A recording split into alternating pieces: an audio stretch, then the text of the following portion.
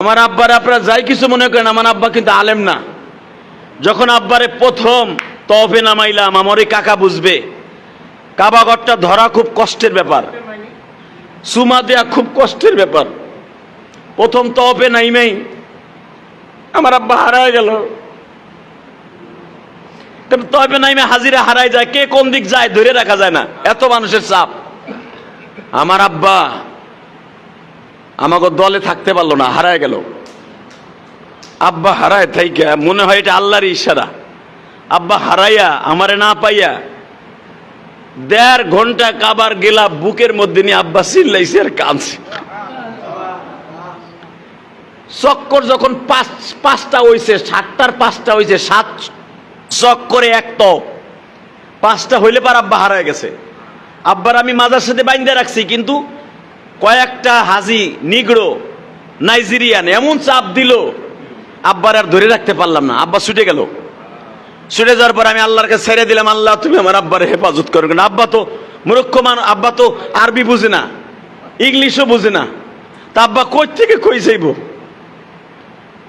সবকিছুর মালিককে জোরে কন। আমি কাবার মালিককে বললাম, আমার আব্বারে আমার হাতে তুলে দিও। আমার আব্বা দেখেন হইতে পারে অশিক্ষিত আপনাদের মতো, খেটে খাওয়া মানুষ, আব্বার মাথায় বুদ্ধি কত।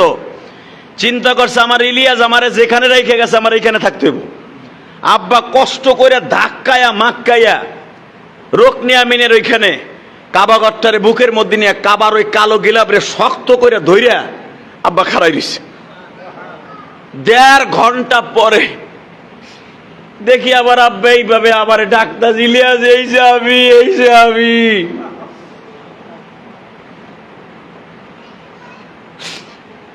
আমার আব্বা আমারে পাইয়া, বিশ্বাস করেন হাজি সাহেবরা, আমার বাজানরা, চৈত্র মাসে পিপাসিত মানুষের ঠান্ডা পানি দিলে, ফ্রিজের 1 বোতল পানি দিলে যেরকম মজা লাগে, আমার আব্বা আমারে পাইয়া তার চাইতে বেশি খুশি হইয়া মজা লাগতাছে।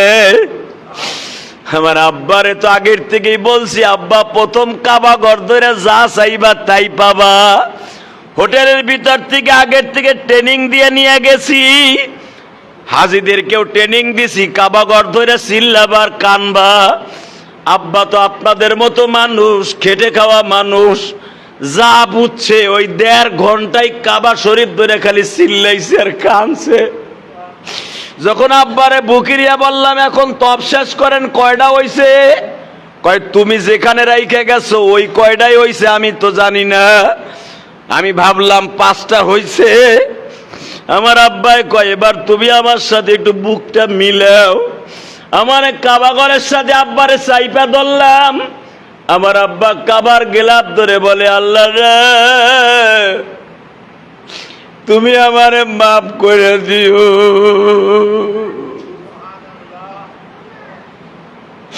আমি গুনাহগার মানুষ, আমারে মাফ করে দিও। ইলিয়াস আমারে হজে আনছে, ওর মারে তুমি মাফ করে দিও। তুমি আমার কলিজার টুকরা ইলিয়াস রে মাফ করে দিও। ওর সম্মানকে তুমি দুনিয়ায় টিকাইয়া রাখো। আব্বা আমারে কাবার ঘরের সাথে চাইপা ধরলাম। আব্বা এই কথাগুলা বলতাছে, বাকি তওয়াফগুলা শেষ করলাম, মুলতাজিম অর্থাৎ কাবা ঘরের দরজার সামনে দাঁড় করাইলাম আব্বারে বুকে নিয়ে কইলাম, সুমা দিবেন হজরে আসওয়াতে? কয় না না না না, আমি এমনি চাপ খাইয়ে শেষ হয়ে গেছে, আমার সুমা দেওয়ার দরকার নাই, আমার খেসা মেসা ব্যথা হয়ে গেছে। আমি বললাম পরবর্তীতে দিয়েন, এখন না। বিশ্বাস করেন, এরপরে স্বর্ণের ওই 162 কেজি স্বর্ণের দরজাটা কাবা ঘরের ওই দরজায় আমি আবার আব্বারে ধরাইলাম। আব্বা তো অনেক লম্বা, এখন নাই গুজা হয়ে গেছে। কাবার দরজাটা ধরা কিন্তু অনেক কষ্ট, আমার ওই চাচাই জানে, অনেক কষ্ট। 2 জনে কান্দ করে তারপরে ধরতে হয়। আব্বারে এইভাবে বুকের মধ্যে চাইপা ধরে এইভাবে খাড়া করলাম। আব্বাকে আমার একটু স্বর্ণের দরজাটা ধরাও। দরজা তো ধরা যায় না বাবা, ওই চৌকাটটা ধরা যায়। আমার আব্বা স্বর্ণের চৌকাটটা ধরিয়া একটা চিৎকার দিয়ে কয়, আমার জীবনে আর কোনো আশা নাই।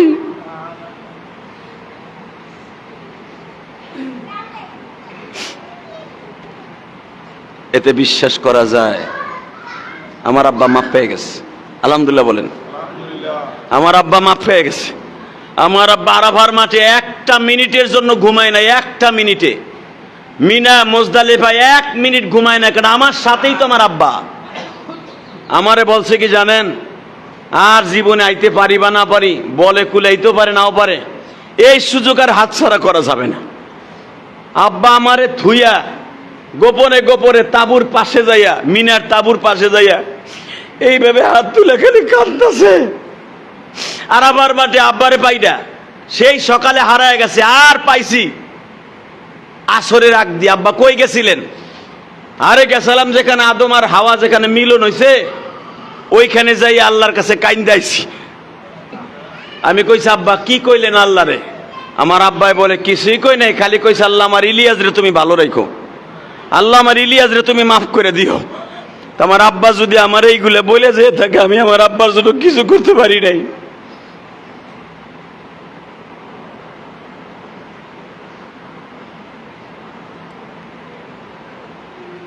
শুধু আপনাদের 2টা পাও ধরে বলে দিয়ে যাই,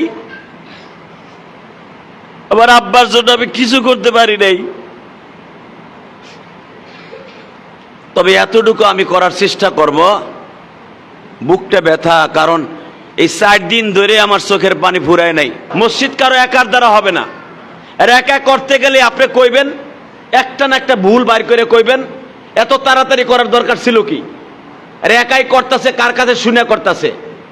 অতএব মসজিদ এটা আমার ব্যক্তিগত না, ঢাকারটা হলো আমার ব্যক্তিগত। ঢাকা যে মসজিদ করছি 4 কোটি 32 লাখ টাকা খরচ করে, ওইটা আমার ব্যক্তিগত টাকা, আল্লাহ আমারে দিছে, আমি করছি। কিন্তু এইটা আপনাদের 10 জনের মসজিদের, হয়তো আমি আপনাদের খেদমত করছি।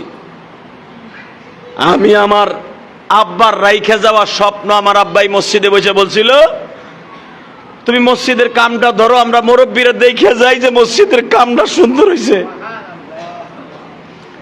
আমার আব্বার স্বপ্ন, আমার রক্ত বিক্রি করে হলো মসজিদকে বাকি কাজ সুন্দর করায়া আল্লাহরে দেখায় দেব ইনশাআল্লাহ। আমার সাথে আছেন না আপনারা? সবাই আছেন তো ইনশাআল্লাহ? আমিও আপনাদের সাথে আছি। আল্লাহ আমাদের সবাইকে তৌফিক দান করুক।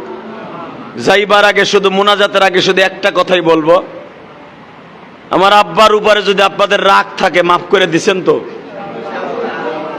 কারণ জানাজার সময় তো হাজার মানুষ ছিল, হাজার মানুষ। ওই সময় তো আর সবার কাছে আপনার কাছে মাপ চাইতে পারি নাই। আমার আব্বাও মাপ চাইতে পারে নাই, কেন আল্লাহ আমার আব্বারে সুযোগ দেয় নাই। আমার আব্বা আমার ওই বাড়িতে, আপনারা জানেন, কাজ শেষ করে আইছে 1টা পর্যন্ত। জোহরের রক্তে নামাজ পড়বে বিদায় আমার আব্বা গোসলে গেছে। গোসলে যাই আমার আব্বা পড়ে গেছে, একটা কথাও কারো কাছে বলতে পারে নাই।